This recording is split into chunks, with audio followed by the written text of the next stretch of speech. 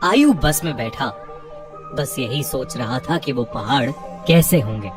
आयु जो 15 साल का था, पिछले 3 साल से चंडीगढ़ में ही रह रहा था।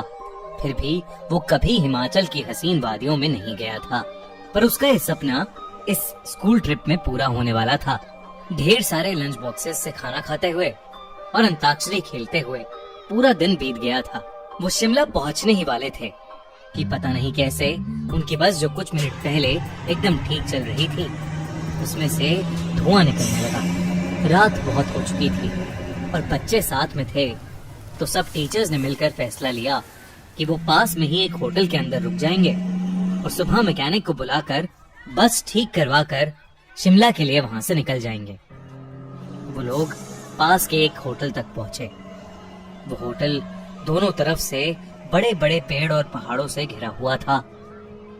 सब टीचर्स ने बच्चों को होटल में अलग अलग कमरों में बांट दिया और डिनर के बाद सब सोने चले गए। आयु को अपने 2 दोस्तों अमन और रोहन के साथ कमरा मिला था और वो बहुत खुश था क्योंकि वो दोनों उसके काफी अच्छे फ्रेंड्स थे। आयु, अमन और रोहन जब कमरे में गए तो कमरे की खिड़की से उन्हें जंगल के बीचों बीच एक झील दिखाई दी।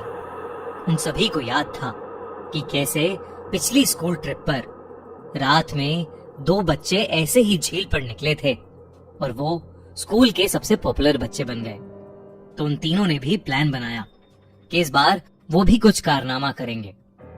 उन्होंने सोचा कि वो होटल से छुपके से निकल जाएंगे और उस झील पर जाकर फोटो खींचकर वापस आ जाएंगे। जैसे ही होटल का गार्ड सो गया, वो तीनों निकल गए। झील दिखने में तो होटल से ज्यादा दूर नहीं लग रही थी, पर वो तीनों करीब आधा 1 घंटा झील की तरफ चले जा रहे थे और जंगल का रास्ता था कि खत्म ही नहीं हो रहा था। ठंड बहुत ज्यादा बढ़ चुकी थी और उस सुनसान जंगल में उन तीनों की ठंड के मारे हालत खराब हो रही थी। उन्होंने अपना फोन चेक किया तो उसमें सिग्नल नहीं था। तब उन्हें लगा कि उन्हें झील का प्लान कैंसिल करके वापस होटल चले जाना चाहिए। अपने फोन की फ्लैशलाइट के सहारे वो वापस होटल का रास्ता ढूंढने लगे। रास्ता ढूंढते ढूंढते अमन और आयु, जो रोहन के थोड़ा आगे चल रहे थे, जब पीछे मुड़े तो उन्होंने देखा कि रोहन वहां था ही नहीं।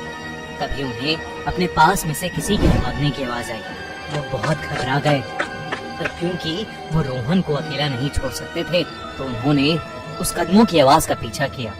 वीरान और घने जंगल के बीच वो उन कदमों की आवाजों का पीछा करते गए, जो कुछ मिनटों बाद बंद हो गई।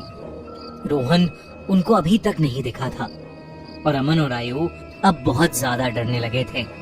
लेकिन तभी उन्हें ऐसी आवाज आई कि मानो कोई जमीन खोद रहा था। वो धीरे धीरे उस आवाज के पास गए और झाड़ियों के पीछे से उन्होंने देखा कि और कोई नहीं बल्कि रोहन ही जंगल में एक गड्ढा खोद रहा था। उन्होंने डर के मारे रोहन को पुकारा। रोहन उनकी तरफ मुड़ा और उन्हें गुस्से से भरी आंखों से देखने लगा। उसकी आंखें एकदम काली पड़ चुकी थीं, जैसे किसी ने उसके अंदर से आंखें ही निकाल ली हों। अमन रोहन के पास गया और उसने रोहन के कंधे पर हाथ रख के उससे पूछा कि उसे क्या हुआ है। लेकिन रोहन के कंधे पर हाथ रखते ही रोहन अमन के ऊपर चिल्ला उठा और रोहन ने उसे एक बहुत तेज धक्का दिया। अमन काफी दूर जाकर गिरा। रोहन के अंदर कोई अजीब सी शक्ति आ चुकी थी। आयु भागा भागा अमन के पास गया। रोहन अब आयु की तरफ आगे बढ़ने लगा, पर जैसे ही वो आयु के पास आया, रोहन को अजीब से दौरे पड़ने लगे और वो बेहोश हो गया। आयु उसको होश में लाने की कोशिश करने लगा और जैसे ही रोहन होश में आया, उसने अमन की तरफ देखा और जोर जोर से चिल्लाते हुए कहने लगा,